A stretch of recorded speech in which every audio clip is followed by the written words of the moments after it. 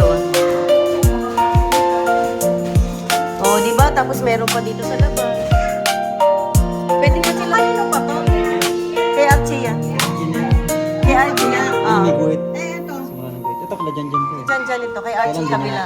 Hindi pa nila ginamit. Hindi niya pinagawa. Ang ganda sa may guhit.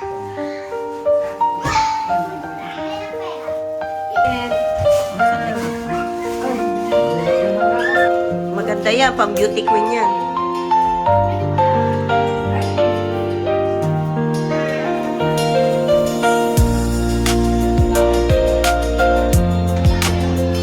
Ay, baba na. Maxi, baba na. Yan na si Father.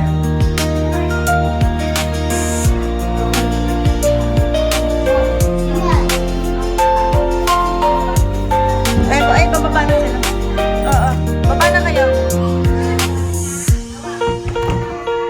Baba na kayo.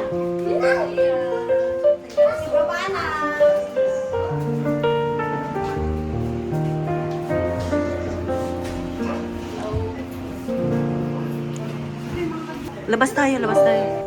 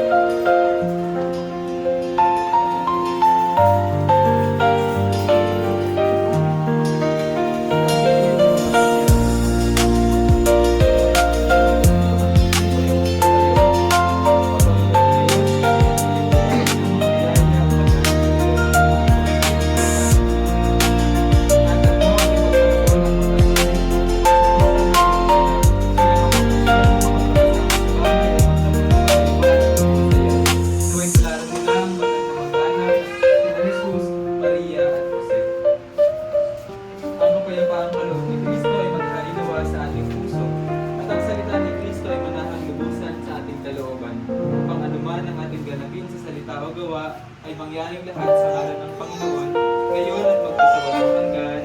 Amen. Sumainyo ang Panginoon. At sumay niyo rin. Pagpalain at pagkaingat sa iyo ng makapangyarihang Diyos, Ama, at Anak, at Espiritu Santo. Amen. Ipapabasbasan na natin ang mga barya na nagawin nila. Bago niyo po agawin, pwede naman po tayo yung kandila. Paalam na lang po ako. Sabi po kasi ng iba, at bakit daw po nagtatawa ng mga yan? Para daw po, sir, ayan. Katigisin po tayo konti. Yung barya po, hindi po dito galing yung swerte. Hindi po galing dun sa palakang yung barya sa TV, hindi po sa kumakaway, hindi po galing sa barya. Ano po yung barya? Ang barya po ay tanda ng biyaya ng Diyos. Ibig sabihin po, saan nagagaling yung biyaya? Sa Diyos. Ito po ay simbolo lamang. Kaya meron tayong barya, kaya meron tayong bagong bahay, meron tayong sasakyan, meron tayong pamilya.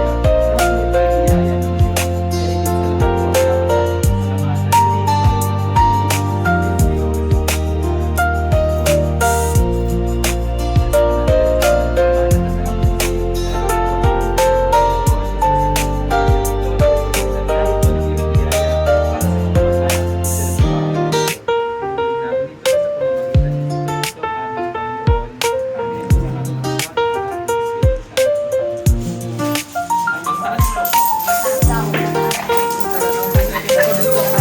Pati sa second floor.